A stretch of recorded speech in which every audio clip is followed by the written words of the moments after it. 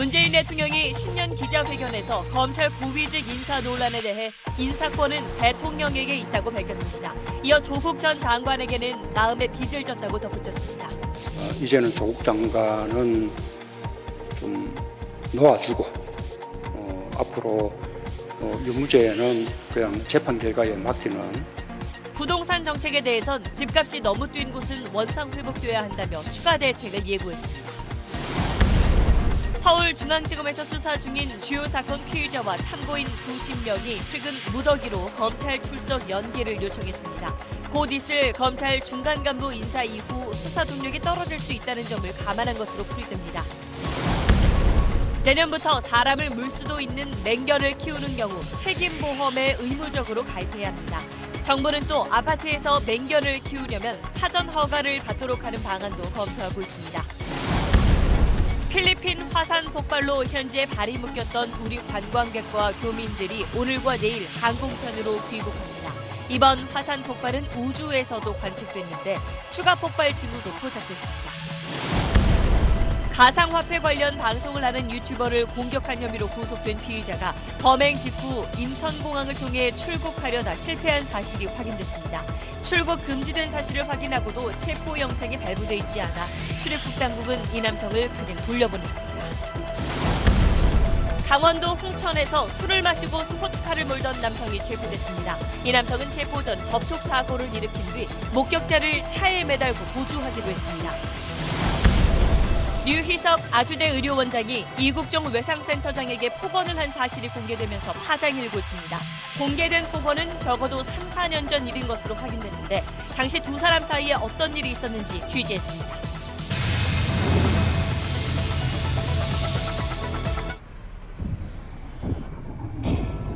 정전에도 문제없이 현재 시각을 알려드립니다.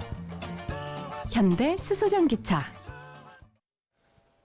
여러분 안녕하십니까. 문재인 대통령이 오늘 신년 기자회견을 했습니다.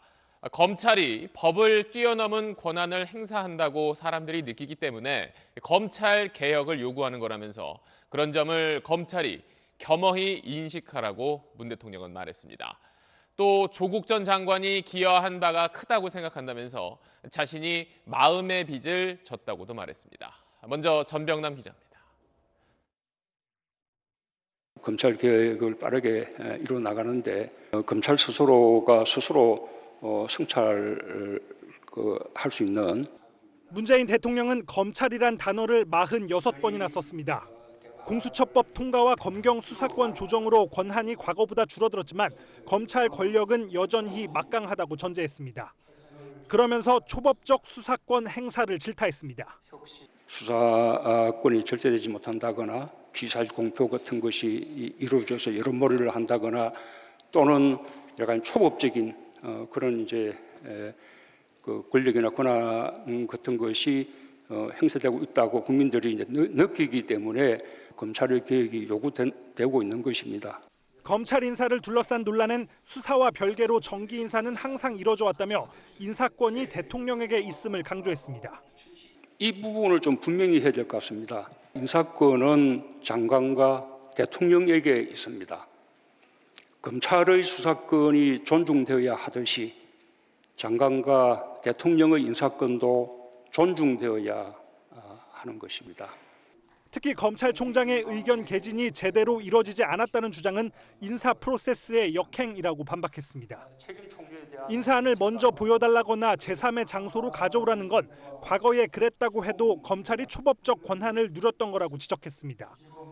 윤석열 검찰총장의 직무를 평가해달라는 질문엔 윤 총장이 조직 문화나 수사 관행을 고쳐나가는 데까지 앞장선다면 더 많은 신뢰를 얻을 거라고 답했습니다.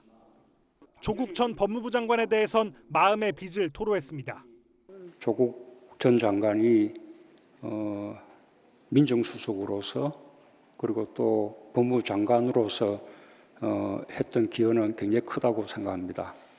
지금까지 겪었던 어떤 고초 그것만으로도 저는 아주 크게 마음의 빚을 졌다고 생각합니다.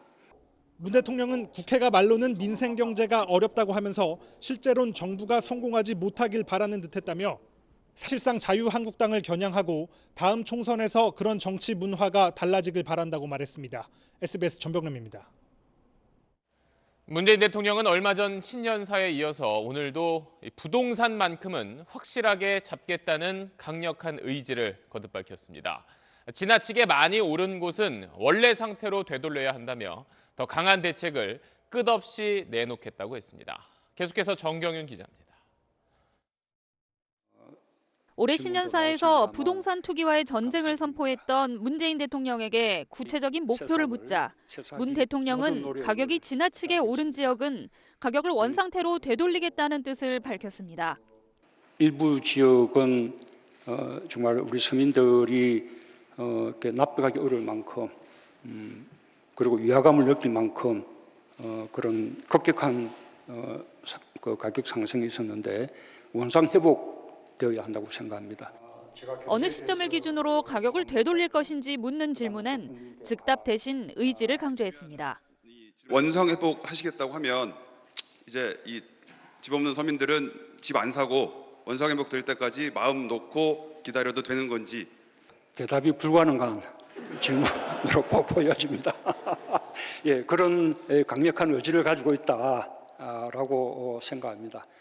이번 정부 들어 부동산 대책이 18번이나 나왔지만 실효성이 없지 않았느냐는 비판적인 시각을 의식한 듯 정부의 현 대책이 시효를 다했다고 판단되면 보다 강력한 대책을 끝없이 내놓을 것이라고 말했습니다. 남북관계 또 교착 상태인 북미 대화에 대해선 긍정론을 유지했습니다. 최근 북한이 트럼프 미국 대통령의 생일 축하 메시지를 별도로 받았다며 우리 정부를 노골적으로 비난한 것과 관련해선 북한이 대화의 문을 닫은 건 아니라고 강조했습니다. 축하 메시지를 보냄으로써 대화의 의지를 여전히 강조하신 것은 저는 대단히 좋은 아이디어였고 높이 평가를 하고 싶습니다. 외교란 것은 눈에 보이는 부분보다 눈에 보이지 않는 부분들이 더 많이 있습니다. 강제동원 배상 판결 문제를 해결하기 위해서는 일본 정부가 피해자들이 수용할 만한 방안을 내놔야 한다고 일본 당국에 주문했습니다. 100분 넘게 사전 조율 없이 진행된 기자회견에 대해 민주당은 폭넓은 대화가 있었다고 호평했지만 한국당은 국정 실패를 인정하지 않고 민심을 저버린 대국민 선전포고라고 비판했습니다. SBS 정경인입니다. 자, 오늘 기자회견 내용 가운데 부동산 부분 조금 더 짚어보고 가겠습니다. 방금 들으신 대로 대통령은 집값을 잡기 위해서는 더 강한 대책을 계속 내놓을 수 있다고 했는데 자, 그렇다면 정부가 쥐고 있는 추가 대책에는 어떤 게 있을지 이 내용은 정성진 기자가 취재했습니다. 문재인 대통령이 취임한 2017년 5월 이후 서울 아파트값 누적 상승률은 지난해 말까지 13.2%, 특히 집값 상승을 견인한 강남 4구는 18.4%를 기록했습니다. 12.16 대책 이후 집값이 안정되고 있다고는 하지만 대출 규제가 강화된 일부 고가 아파트에 급매물이 나왔고 전반적인 상승률이 둔화된 것이지 집값이 하락세로 돌아선 건 아닙니다. 그래서 우선 투기성 다주택자들이 집을 내놓도록 하는 대책이 검토될 전망입니다.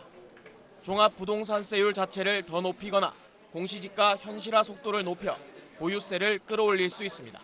주택가격 자체를 낮추는 정책들, 보유세 강화, 그다음에 양도소득세 세제 강화 이런 것들을 통해서도 할 수 있고 일각에선 돈줄을 재기 위해 담보인정 비율을 더 낮추거나 대출이 금지되는 집값 기준을 15억 원에서 더 낮추는 방안도 거론됩니다.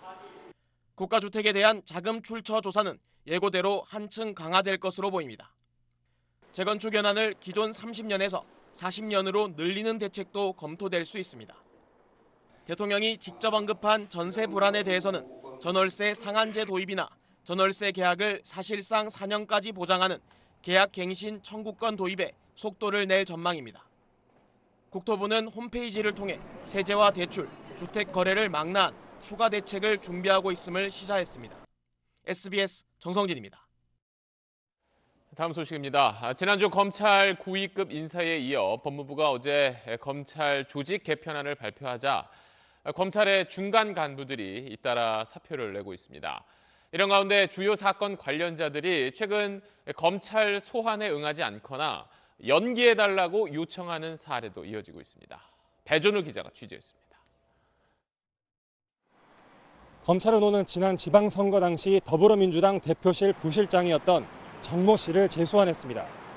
정 씨는 울산시장 출마를 준비하던 송철호 후보와 청와대 선임행정관의 만남을 주선한 인물로 알려졌습니다. 또 이른바 선거 개입 의혹 사건의 핵심 인물인 운동호 민주당 전 최고위원도 4번째로 불러 조사했습니다. 하지만 청와대 겨냥 수사 관련자들이 최근 검찰 소환 요구에 불응하거나 검찰 조사를 미뤄달라고 요청하는 경우가 잇따르고 있는데 그 규모가 수십 명에 이르는 걸로 확인됐습니다. 검사장 인사와 직제 개편에 이어 중간 간부들까지 교체되면서 수사 동력이 떨어질 수 있다는 점을 염두에 둔 행동으로 보입니다. 검찰 중간 간부들도 잇따라 사표를 제출했습니다. 조직 개편으로 폐지가 결정된 서울중앙지검 조세범죄조사부의 김종우 부장검사가 오늘 사의를 표명했습니다. 김 부장검사는 그동안 조국 일가 가족펀드 관련 상상인 그룹 수사를 진행했습니다. 검사 내전 저자로 잘 알려진 김웅 부장검사도 수사권 조정안에 대해 민주화 이후 가장 혐오스러운 음모이자 퇴보라고 비판하며 사직서를 제출했습니다. 실제로 검찰 중간 간부 인사에서 수사 담당자들이 교체된다면 수사 방해라는 논란과 함께 검찰 반발이 더 커질 것으로 보입니다. SBS 배준우입니다. 검찰이 이번 조직 개편을 통해 직접 수사 부서를 줄인 것과 달리 경찰은 금융이나 마약 범죄 같은 수사 부서를 새로 만들고 400명 넘게 새로 충원할 계획이 있는 걸로 저희 취재 결과 확인됐습니다. 한상우 기자가 단독 취재한 이 내용 먼저 보시고 이어서 좀 더 이야기를 해보겠습니다. 경찰에서 직접 수사를 담당하는 부서는 각 지방경찰청 광역수사대와 지능범죄수사대가 대표적입니다. 수사권 조정안이 통과되면서 경찰이 이런 직접 수사 기능을 대폭 확대하기로 했습니다. 우선 서울경찰청 산하의 기존 광역수사대와 지능범죄수사대를 통합한 광역수사단을 만들기로 했습니다. 이 광역수사단은 각 60명 규모의 반부패 범죄수사대와 금융범죄수사대를 신설하는 방안을 추진하고 있습니다. 마약 조직범죄수사대도 40여 명 규모로 광역수사단에 두기로 했습니다. 서울중앙지검 반부패수사부가 절반으로 줄고 여의도 저승사자라 불린 서울남부지검 증권범죄수사단이 폐지되자 경찰이 반부패 수사와 금융범죄 수사에 본격 나서겠다는 뜻입니다. 인력도 대폭 늘어납니다. 전국적으로 400명이 넘는 수사 인력을 충원할 예정인데 이미 53억 원의 예산까지 확보한 걸로 알려졌습니다. 본격적인 수사권 조정안 시행과 국가수사본부 신설에 앞서 미리 조직을 확대하고 역량을 강화하는 절차로 볼 수 있습니다. 민감용 경찰청장은 새해 첫 기자간담회에서 올해 역점 과제로 마약과 사이버 범죄 단속 강화 등을 언급했는데 수사 조직 확대를 염두에 둔 발언으로 해석됩니다. 자, 검찰과 경찰의 수사권 조정안이 어제 통과되면서 그럼 앞으로는 어떤 점이 달라질지 방금 리포트 전해드린 한상우 기자와 이야기를 해보겠습니다. 자, 이제 경찰도 이제 수사 종결권을 갖게 되면서 이제 수사받을 때 뭐 경찰에서 했던 얘기 검찰에서 또 하는 뭐 이런 일은 줄어들 것 같은데 다만 좀 우려되는 점도 있어요. 경찰 권한이 지나치게 커지면서 생기는 좀 부작용을 우려하는 시선도 있어요. 네, 그렇습니다. 일단 경찰 수사가 불씨는 키운 사례 적지 않습니다. 네. 뭐 가깝게는 버닝썬 사건, 그렇죠. 윤모총경 사건 기억하시죠? 그 사건 뇌물 혐의 경찰에서는 못 밝혔는데 검찰에 가서 드러났습니다. 그렇죠. 네. 뭐 좀 더 거슬러 올라가면은 박종철 고문치사 은폐 그리고 이춘재 연쇄살인 8차 사건 등 아예 경찰이 조작을 했던 사건들도 있습니다. 뭐 이제 경찰의 위상이 검찰과 이제 비슷해졌으니까 더욱더 적극적으로 수사를 많이 하려고 할 텐데 기대하는 부분도 있지만 과거처럼 이런 불미스러운 사례가 또 발생하지 않을까 이런 우려 목소리도 큰 상황입니다. 네. 그래서 이제 검찰 개혁도 물론 필요하지만 동시에 경찰 개혁도 필요하다 이런 목소리가 있었는데 어떻습니까? 이 부분 앞으로 잘 될 수 있을까요? 네, 그래서 정부와 여당도 검찰 개혁과 함께 수사권 조정안을 염두에 둔 경찰 개혁안을 지난해 이미 마련을 했습니다. 네. 그래서 일단은 경찰 조직이 비대해지는 걸 막고 그다음에 지역과 밀착된 경찰 행정을 실현하기 위해서 지자체가 뭐 치안, 경비, 교통 등의 업무를 운영하는 자치경찰제 도입을 하기로 했었고요. 네. 그다음에 가장 중요한 그 수사 부분과 관련해서는 경찰 조직에서 수사를 전담하는 국가수사본부를 따로 떼어내서 독립시키고 이제 경찰청장과 간부들은 거기 수사에 개입을 할 수 없도록 원천적으로 막는 방안도 마련했습니다.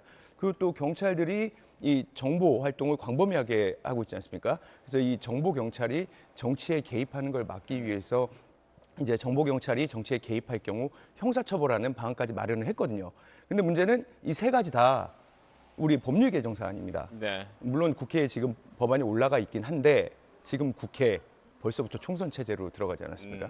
네, 그래서 지금 이게 언제 처리될지 기약이 없는 상황입니다. 그래서 뭐 검찰 힘 빼고 그 힘만큼 이제 경찰에 실어주겠다, 이게 수사권 조정의 취지인데 지금 경찰 개혁이 이루어지지 않으면 또 이 미완의 개혁이 되지 않을까, 그렇게 보는 시각도 있습니다. 네, 결국 궁극적으로는 국민을 위한 그런 수사권 조정이 돼야 하지 않나 그렇게 생각합니다. 네, 한상우 기자였습니다. 네, 이런 수사권 조정안 비롯해서 그동안 국회에서 오랫동안 부딪혀왔던 쟁점 법안들이 어제로 마무리되면서 정치권에선 이제 본격적인 총선 레이스가 시작됐습니다. 민주당은 1호 공약으로 무료 와이파이 확대를 내놓을 걸로 저희 취재 결과 확인됐습니다. 또 한국당과 세보수당이 참여하는 보수통합협의체는 오늘 첫 회의를 열었습니다. 윤나라 기자의 단독 보도입니다. 민주당은 내일 총선 공약을 처음 발표합니다.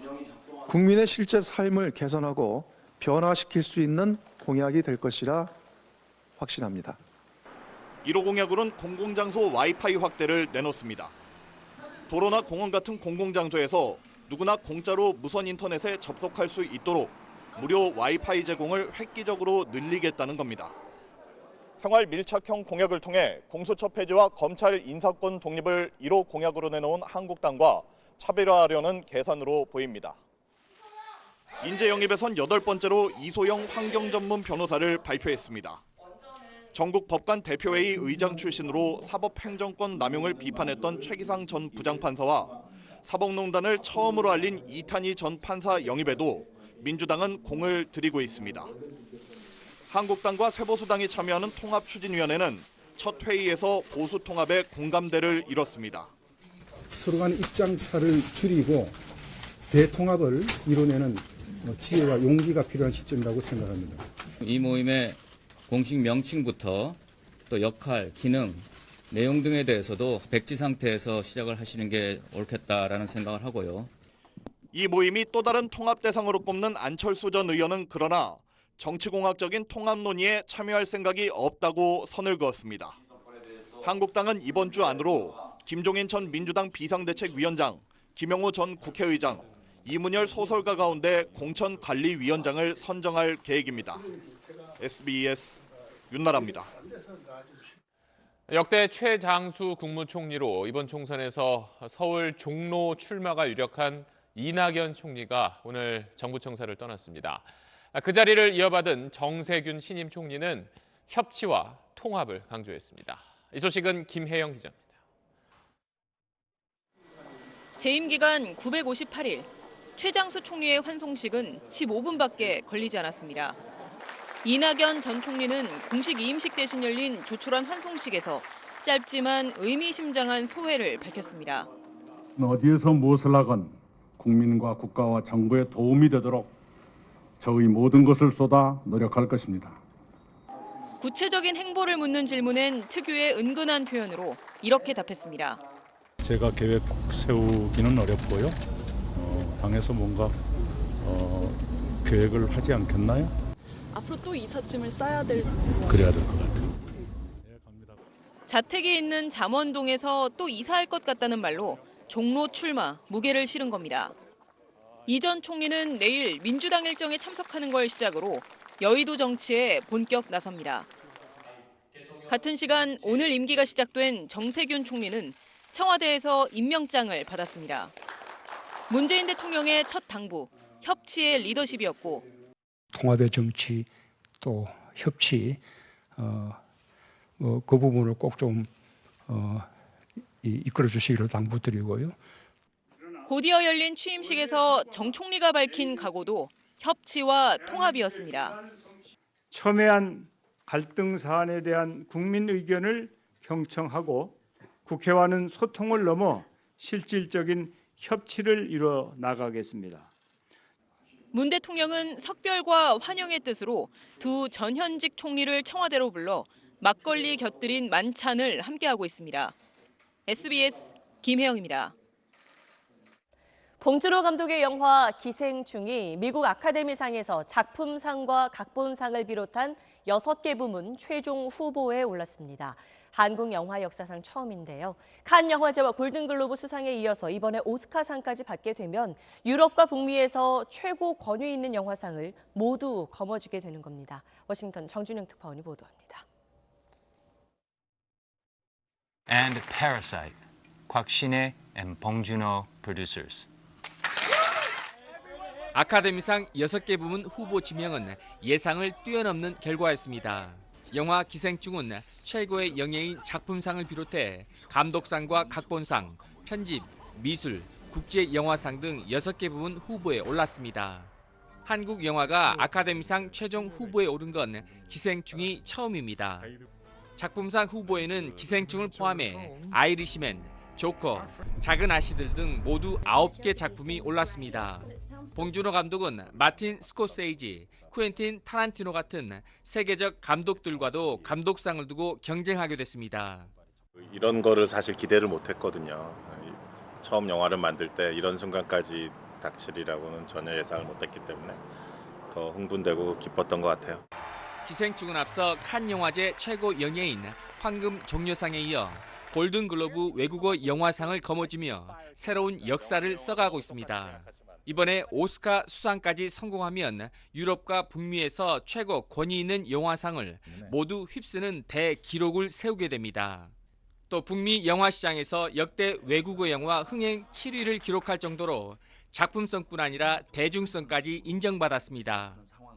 기생충이 6개 부문 후보에 오르면서 외국 영화에 대한 다양성이 고려됐다는 평가가 나왔지만 연기상 부문 후보에 유색인종은 단 한 명밖에 없어 여전히 백인 중심적이라는 비판도 제기됐습니다.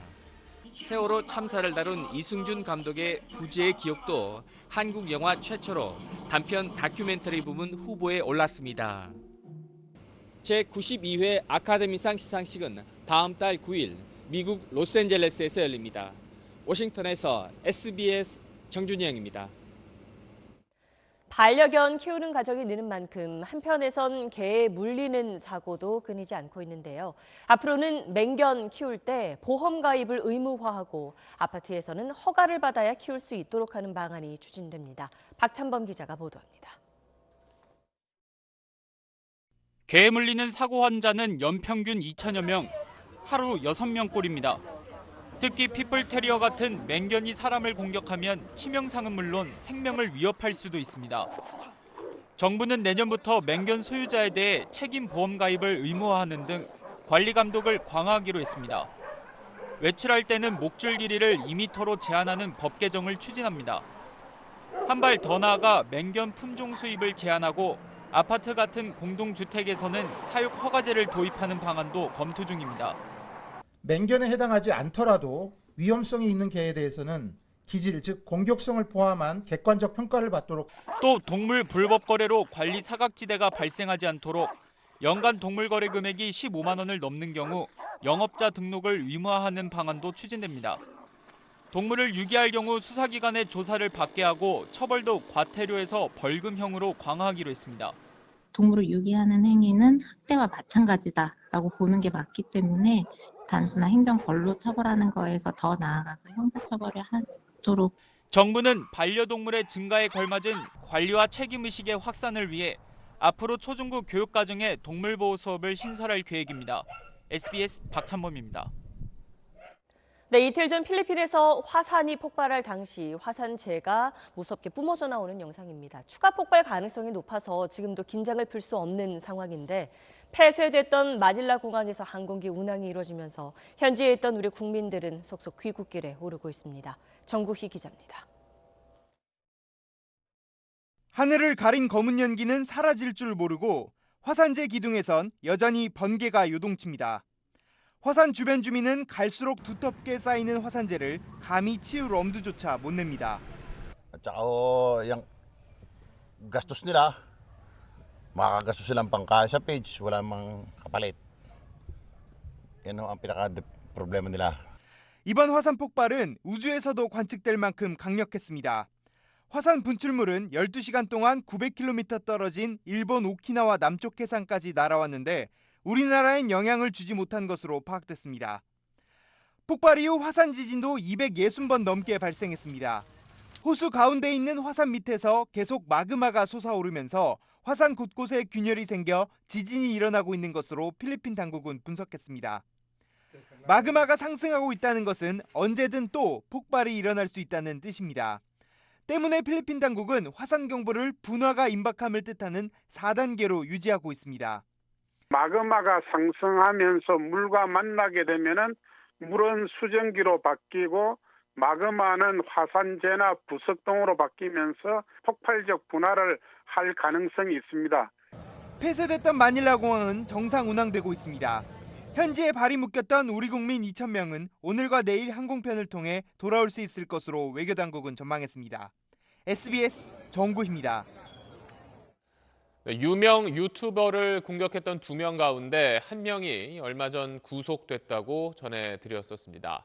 그런데 구속된 그 사람이 경찰에 붙잡히기 전에 외국으로 도망치려고 공항까지 갔었는데 자신이 출국 금지된 사실을 알고 달아났던 사실이 새로 드러났습니다. 문제는 공항에서 출국 금지된 그 피의자를 그냥 돌려보냈다는 점입니다. 안희재 기자가 단독 취재했습니다. 비트코인 관련 방송을 하던 유튜버를 아파트 승강기 안에서 살해하려 한 혐의로 구속된 A씨. A씨는 지난 9일 새벽 범행 뒤 인천공항을 통해 출국을 시도했던 걸로 확인됐습니다. 공범은 범행 당일 아침 홍콩행 여객기를 타고 달아났지만 A씨가 공항에 도착했을 땐 신원을 파악한 경찰이 출국 금지 조치를 한 뒤였습니다. 비행기표를 사려던 A씨는 출국 금지 사실이 확인돼 출입국 관리소 민원실까지 갔지만 이후 별다른 조치 없이 공항을 빠져나올 수 있었습니다. 출입국 관리소 관계자는 영장 없이 출국 금지 요청만 받을 경우 출국만 막을 뿐 신병을 확보할 근거나 경찰에 통보할 의무가 없다고 설명했습니다. 체포영장이 발부되기 전이라도 긴급히 검거해야 할 피의자의 경우 수사기관과 출입국 당국이 정보를 공유할 수 있어야 할 텐데 제도의 허점이 노출된 겁니다. A씨는 이후 전남 여수로 달아났다 이틀이 지나서야 수원에서 붙잡혔습니다. 경찰은 달아난 남성을 붙잡기 위해 국제 공조수사 절차에 착수하고 구속된 A씨를 상대로 대가가 오갔는지 등을 수사하고 있습니다. SBS 안희재입니다. 네, 가게 앞에 있던 이 스포츠카 한 대가 갑자기 속력을 내면서 달아나고요. 거기 매달려 있던 한 남성이 그대로 바닥에 떨어집니다. 지난 주말에 있었던 사고 영상입니다. 경찰이 신고를 받고 쫓아가서 이 운전자를 붙잡았는데 면허도 없이 술을 마신 채 남의 차를 몰다가 사고를 낸 거였습니다. 홍영재 기자입니다. 식당 앞에 주차한 차량 뒤편이 갑자기 위로 쑥 올라갑니다. 식당 이용객들이 놀라 뛰쳐나와 보니 한 스포츠카가 주차 차량을 들이받은 겁니다. 사고를 목격한 한 남성이 가해 차량 운전자의 안전을 확인하기 위해 차 문을 여는 순간 스포츠카는 남성을 매단 채 3m 정도 서서히 움직이더니 그대로 속도를 내며 달아납니다. 문을 열고 이제 구출을 하려고 그러는데 쓰러져 있더라고 앞으로. 그래서 괜찮냐고 그러는데 근데도 악셀레를 계속 밟고 있길래 시동을 끄려고 이제 몸을 안에다 이제 넣고서 시동 버튼을 끄려고 하는 상태인데 그냥 그 상태에서 후진으로. 스포츠카 운전자는 40대 김모 씨. 회사 숙소에서 동료들과 술을 마시다 지인을 만나러 홀로 동료 차 운전대를 잡은 겁니다. 출동한 경찰이 사고 발생 10분 만에 사고 지점에서 1.4km 떨어진 곳에서 김 씨를 발견해 음주 측정을 했습니다. 김 씨는 음주 감지기에서 음주 신호가 들어오자마자 옆쪽 논밭으로 약 50m를 도망가다 경찰에 붙잡혔습니다. 혈중 알코올 농도는 0.12%로 만취 상태. 김 씨는 숙소에서부터 모두 4.7km를 운전한 것으로 드러났는데 무면허였습니다. 사치가 집에 있으니까 그냥 사고 나간 거죠. 저는 사고 나고 겁실에서 그랬답니다. 경찰은 김 씨를 특수상해와 무면허 운전 혐의로 구속했습니다. SBS 홍영재입니다. 쉽게 돈을 벌 수 있다는 말로 10대 또 20대 아르바이트생을 끌어들여서 보험 사기를 친 일당이 적발됐습니다. 배달 오토바이로 일부러 사고를 낸 뒤에 보험금을 타내는 수법이었습니다. 박찬근 기자입니다. 어두운 저녁 시간, 좁은 골목길에서 배달 오토바이 한 대가 앞차량에 바짝 따라붙습니다. 앞차가 우진하자 피하지 않고 그대로 들이받쳐 넘어집니다. 골목 구조를 잘 아는 오토바이 운전자가 일부러 사고를 당한 뒤 보험금을 타낸 사기였습니다. 지난해 부산에선 이런 수법으로 사기를 벌인 배달업체 운영자 등 200여 명이 적발되기도 했습니다. 10대에서 20대 초반 아르바이트생들을 쉽게 돈을 벌 수 있다고 유혹해 사기에 끌어들였습니다. 배달원들이 하루 먹고 하루 사는 사람들이 많으니까 목돈 준다 그러면 꼭 할 수 있는 거죠. 수리비가 비싼 외제차를 동원해 고의로 접촉사고를 유도한 뒤 실제 차는 수리하지 않고 현금으로 수리비를 받아내는 수법도 많았습니다. 음식점과 마트를 돌며 식사를 한 뒤 식중독에 걸렸다거나 이물질로 치아가 손상됐다고 거짓말해 6,700만 원을 받아낸 일가족도 있었습니다. 업체가 배상책임보험에 든 점을 악용한 겁니다. 지난해 상반기 이런 손해보험 사기 규모는 1년 전보다 110억 원 늘어난 3,732억 원에 달했습니다. SNS 구인 광고를 가장한 사기 공모자 모집 등 점차 사기 수법이 진흥화되고 있고요. 그 과정에서 브로커 등이 개입해서 보험 사기가 점차 이제 조직화되는. 소액이라도 이런 고의 사고에 가담하면 보험금이 환수될 뿐 아니라 형사처벌 대상이 될 수 있습니다. SBS 박찬근입니다. 사슴 태반에서 뽑아낸 줄기세포 캡슐을 국내로 몰래 들여온 사람들이 무더기로 적발됐습니다. 요즘 사슴 태반이 암도 막아주고 또 노화도 방지한다는 광고가 있는데 그게 효과가 검증되지 않았고 또 몸에 좋지 않을 수도 있습니다. 자세한 내용은 김형래 기자가 전하겠습니다. 싱가포르에 있는 한 다단계 업체의 홍보 영상입니다.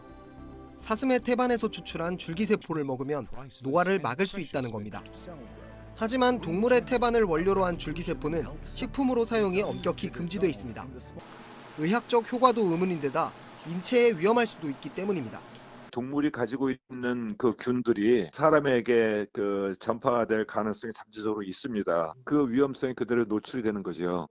관세청은 수입이 금지된 사슴 태반 줄기세포 캡슐을 몰래 들여오려던 밀수업자 175명을 무더기로 적발했습니다. 몰수된 제품은 모두 63만 정, 33억 원어치에 달합니다. 이들은 해당 제품이 암과 고혈압 등 질병 치료에 효과가 있다는 허위 광고를 하며 국내에서 판매해왔습니다. 싱가포르 등지에서 구입한 해당 제품을 국내 입국하면서 휴대용 가방 등에 은닉한 채 세관에 신고하지 않고 밀수입하였습니다.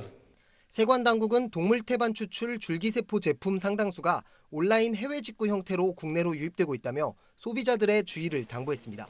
SBS 김영래입니다.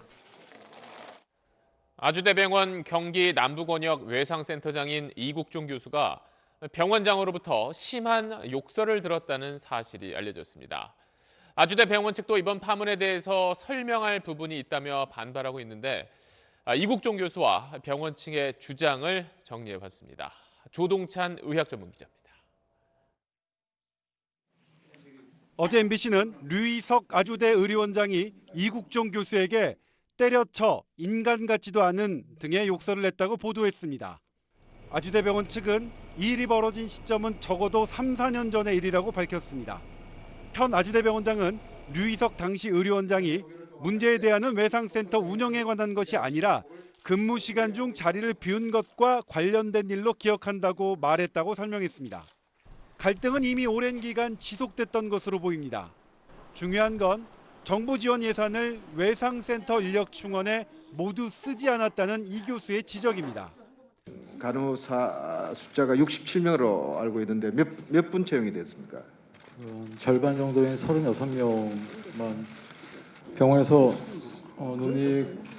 집행부에서 논의 과정을 거쳐서 나머지 인력은 증원을 요구사항을 반려되었습니다. 하지만 병원 측과 보건복지부는 인력 운용의 문제였을 뿐 문제가 없었다는 입장입니다. 그 국가의 사람대로 다 뽑았어요. 가이드라인대로. 그리고 거기서 복지부에서 늘 감사 와서 다 이제 인정을 했고. 예, 아주대병원은 권역 외상센터 중환자실 간호사 인건비 지원 관련 지침 위반 사항은 없습니다. 특히 이 교수는 병실이 있는데도 외상센터 환자에게는 내주지 않아 환자를 돌려보내야 했다고 비판했습니다. 아주대병원 측은 지난해 10월부터 12월까지 병원 리모델링 공사로 100병상 정도 사용할 수 없었고 이 때문에 외상 환자의 병실이 부족했다며 이 교수의 지적을 상당 부분 인정했습니다. 병실이 없더라도 다음에 저한테 전화 오면 또 병실 마련해 주라 그러고 그런 노력을 했습니다. 어디 환자가 오는데 못 오게 하라. 그렇게 대한민국에 그런 이야기 할 수 있는 그 기관이 있을까요? 이국종 교수는 해군 훈련을 마치고 내일 돌아올 것으로 알려져 외부로 불거진 오랜 갈등의 경위와 입장을 밝힐지 주목됩니다. SBS 조동찬입니다. 부산에서 경사가 급한 길을 내려오던 레미콘 차량이 교각을 들이받아서 운전자가 숨졌습니다. 이게 처음이 아니라 그동안 크고 작은 사고가 계속 이어졌던 곳입니다. KNN 강소라 기자가 취재했습니다. 부산의 한 교차로, 정지 신호가 들어오면서 차량들이 멈춰섭니다. 그러나 속도를 줄이지 않은 레미콘 차량 한 대가 그대로 돌진해 앞쪽 교각을 들이받습니다. 다른 차량들은 사고를 피했지만 레미콘 운전자 62살 A씨가 숨졌습니다. 내려앉는 줄 알았어. 너무 큰 소리 나서 나가보니까 그거 완전히 백양터널부터 신무라 사거리까지 이어지는 이 내리막길은 공포의 내리막길이란 오명을 안고 있습니다. 지난 1998년 터널 개통 이후 지금까지 크고 작은 사고가 끊이질 않고 있기 때문입니다. 지난해 3월에는 화물 차량이 통학 차량을 들이받아 중학생 3명이 다쳤습니다. 사고 차량 대부분은 대형 화물 차량이었습니다. 주민들은 급격한 경사 때문에 브레이크 고장 사고가 잇따른다며 불안해합니다. 지난해 설치된 과속 단속 카메라 등도 이번 사고를 막진 못했습니다. 한두 번 겪은 일이 아니고 심심하면 난다고 보면 될 겁니다. 차를 가진 사람도 그렇고 이런 인도에 다니는 사람도 그렇고 여기 차들이 거의 대형 차들이 브레이크 파손이 많거든요. 지난 5년 동안 무라 교차로에서 발생한 사고만 모두 27건. 대형 사고와 인명피해를 막을 추가 조치가 시급합니다. KNN 강소라입니다. 네, 유치원 운영비를 빼돌려서 명품 가방을 샀던 원장 기억하실 텐데요. 사회적 공분을 샀던 이런 사립유치원 비리를 막을 유치원 3법이 어제 국회를 통과했습니다. 먼저 개정 사립학교법은 유치원 회계에 속하는 수입을 사적으로 유용하면 형사처벌이 가능하게 했습니다. 또 유치원도 국가가 관리하는 회계 시스템 에듀파인을 쓰도록 의무화했고 유치원 급식에도 학교 급식법이 적용돼서 초중고교 수준의 관리 감독을 받게 됩니다. 사립유치원들이 앞으로 어떻게 변할지 안상우 기자가 취재했습니다. 경기도에 위치한 사립유치원. 같은 설립자가 개원한 두 유치원은 2014년부터 2015년까지 설립자 소유의 어학원에 20억 넘는 돈을 지출하거나 수천만 원어치 고급 도자기를 구매하는 등 사적인 용도의 30억 원 넘는 원비를 사용한 것으로 조사됐습니다. 관할 교육청이 수사 의뢰까지 했지만 처벌 조항이 없어 불기소 처분됐습니다. 앞으로는 유치원의 수입을 이런 식으로 유용할 경우 형사처벌이 가능해졌습니다. 또한 사립 유치원도 국공립과 마찬가지로 국가관리 회계 시스템 사용이 의무화돼 영수증이나 증빙 서류로 원비 사용 내역을 검증받게 됩니다. 계속됐던 부실급식 논란도 줄어들 것으로 기대됩니다. 일정 규모 이상의 유치원도 초중등학교와 동일한 수준으로 관리 기준을 적용받도록 바뀝니다. 유치원이 잘 운영되는지 원장 선생님의 재량에 맡기고 혹은 그분들의 선의에 맡길 수밖에 없었어요. 조금 덜 걱정하고 좀 안심하고 보낼 수 있게 되었죠. 하지만 일각에선 신설된 처벌 조항의 처벌 수준이 기대에 못 미친다는 목소리도 나옵니다. 수십억의 비리를 저지른 경우에도 징역 2년이 상한이 돼서 제대로 된 처벌을 하지 못하는 그런 문제점이 있습니다. 448일 만에 국회를 통과한 유치원 3법은 올해 하반기부터 시행됩니다. SBS 안상우입니다. 얼마 전 경남 김해에서 산후 우울증을 호소하던 산모가 갓 태어난 아기와 함께 숨지는 안타까운 일이 있었습니다. 비슷한 일이 반복되고 있지만 대책은 제자리 걸음이란 지적이 나옵니다. KNN 박명선 기자입니다. 베트남 이주 여성이 생후 2주 된 신생아를 품에 안고 아파트에서 뛰어내려 아이가 숨진 채 발견된 것은 지난 3일입니다. 경찰은 출산 이후 심해진 산후 우울증을 원인으로 지목했습니다. 병원 쪽에서 이제 남편분한테 많이 안 좋으시니까 계속 같이 있어야 된다. 뭐 이런 얘기를 하고 또 이제 약도 받아서 드시고 이렇게 했었습니다. 불과 2년 전에는 산후 우울증을 앓던 부산의 한 30대 주부가 생후 3개월 된 아이를 살해하는 사건도 있었습니다.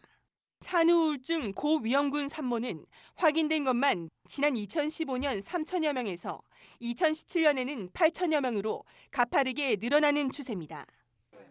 그러나 이 가운데 진단이나 상담을 받는 경우는 2%에 불과합니다. 기존에 이제 우울증을 앓고 있었던 경우에는 증상이 더 악화될 수가 있어요. 이런 경우가 되면 현실감이 저하되고 이럴 때는 정말 뭐 영아 살해라든지 아니면은 뭐 자살 시도라든지 이런 극단적인 행동을 할 수 있기 때문에 주의가 필요합니다. 또 산후 우울증이 사회적인 문제로까지 대두되고 있지만 대책은 보건소에서 자가검사지를 확인하는 수준에 그치고 있습니다. 전문 지원 체계를 구축해 대책을 마련하자는 관련 법안은 아직도 국회에 계류 중입니다. 미국에서는 10년 전부터 산후 우울증 여성들을 위한 지원 법안이 마련됐고 영국은 병원에 산후 우울증 전문의를 두고 국가 차원의 선별 검사를 시행하고 있지만 우리나라에서는 아직도 논의 단계에 불과합니다. KNN 박명선입니다. 직원이 없는 편의점 이미 여러 곳 있는데요. 따로 계산하지 않고 물건을 들고 나오기만 해도 자동으로 결제가 되는 편의점이 등장했습니다. 온갖 첨단 기술이 쓰였다는데 이성훈 기자가 다녀왔습니다. 새로 개업한 서울 을지로의 한 편의점입니다. 물건은 빼곡히 진열돼 있는데 직원은 보이지 않고 계산대도 없습니다. 원하는 상품을 골라서 이렇게 매장을 빠져나오기만 하면 미리 등록을 해둔 신용카드 앱을 통해 자동 결제됩니다. 결제 내역도 곧바로 확인할 수 있습니다. 천장에 달린 스마트 카메라 34대가 고객의 동선을 파악하고 판매대에 장착된 무게 감지 센서 300개가 어떤 물건을 몇 개 집었는지 정확히 알아냅니다. 최대 7명이 동시에 쇼핑해도 오차 없이 결제할 수 있습니다. AI라든지 딥러닝 기술들이 편의점에까지 폭넓게 활용되고 있습니다. 가맹점 운영의 편리성을 도모하기 위해서 확대 적용을 검토하고 있습니다. 지난해 문을 연 이 편의점도 마찬가지. 상품을 들고 매장을 나오면 클라우드 포스로 구매 정보가 전송되고 빠르면 5초 만에 결제가 이루어집니다. 다양한 데이터들이 축적이 되면 AI가 학습을 하고 요 관련된 기술들은 더 고도화돼서 적용될 예정입니다. 하지만 동시 이용 가능한 고객 수에 제한이 있고 현금을 사용할 수 없습니다. 교환이나 반품이 어려운 것도 단점입니다. 셀프 계산대를 이용하는 초기 단계부터 AI가 자동 결제하는 수준까지 무인 편의점은 벌써 200여 곳에 달합니다. 협소한 공간에도 적은 비용으로 운영할 수 있지만 줄어드는 일자리와 위협받는 골목 상권은 고민거리로 떠오르고 있습니다. SBS 이성훈입니다. 이번 총선부터는 만 18살부터 투표할 수 있게 되었지요. 생일이 빠른 일부 고3 학생들이 유권자가 된 건데요. 그럼 학교에서도 선거 운동이 가능한지를 두고 논란이 일고 있습니다. 이경원 기자가 사실은 코너에서 따져봤습니다.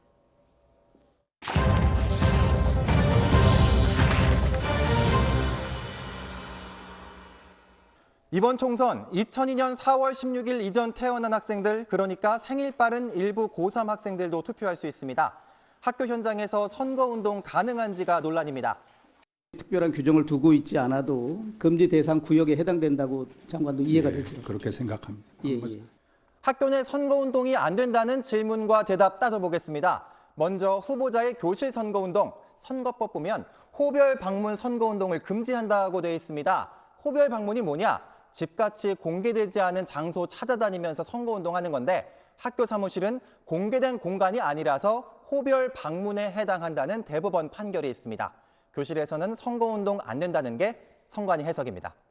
그런데 학교 운동장은 해석이 다릅니다. 선거법 다시 보시면 학교는 연설금지 장소가 아니다라고 되어 있습니다. 즉 학교 교실 사무실 아니면 원칙상 연설에도 문제 없다는 겁니다. 또 학교 담장에 현수막 다는 거, 교문에서 명함 전달하는 거 모두 가능은 합니다. 그럼 고등학생들은 선거운동을 할 수 있을까요?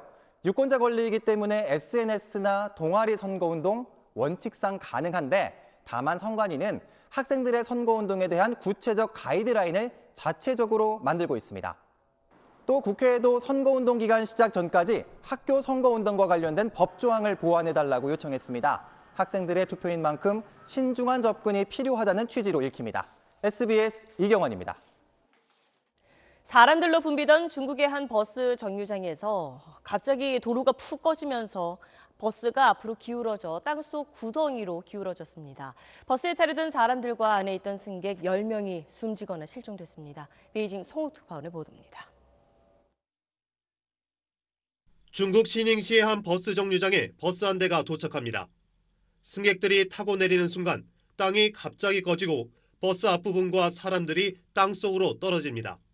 구덩이에 빠진 이들을 구하려는 사람들도 또 땅이 무너지며 안으로 추락했습니다. 이어 연기와 함께 불꽃이 솟구칩니다.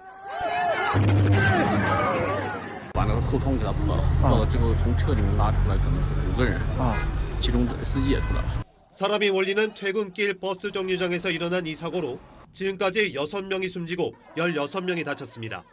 4명은 아직 실종 상태입니다. 앞서 지난달 1일 중국 광저우의 지하철 공사 현장 근처 도로에서도 38m 깊이의 싱크홀이 생겼습니다. 이 사고로 3명이 실종됐는데 한 달이 지나서야 시신이 발견됐습니다. 이 밖에도 지난 한 달여간 푸젠성 샤먼과 장수성 수조, 후베이성 언스 등에서도 도로가 무너지는 사고가 일어났습니다. 중국에서 도로 붕괴 사고는 매년 100건 이상 발생하고 있는데 노후 수도관 파열과 지하수 유출 등이 원인으로 지목되고 있습니다. 중국인들은 난개발과 부실 시공 등도 큰 원인이라며 철저히 책임을 규명하고 근본 대책을 마련하라고 요구하고 있습니다. 베이징에서 SBS 송욱입니다. 진범 논란을 빚었던 이춘재 연쇄살인 8차 사건에 대해 재심 결정이 내려졌습니다. 수원지법 형사 12부는 이 사건의 범인으로 지목돼 20년간 복역한 윤모 씨의 청구를 받아들여 재심을 열기로 했다고 밝혔습니다. 재판부는 이춘재가 자신이 진범이라는 취지의 자백 진술을 했고 자백의 신빙성이 인정된다며 재심 결정 이유를 밝혔습니다.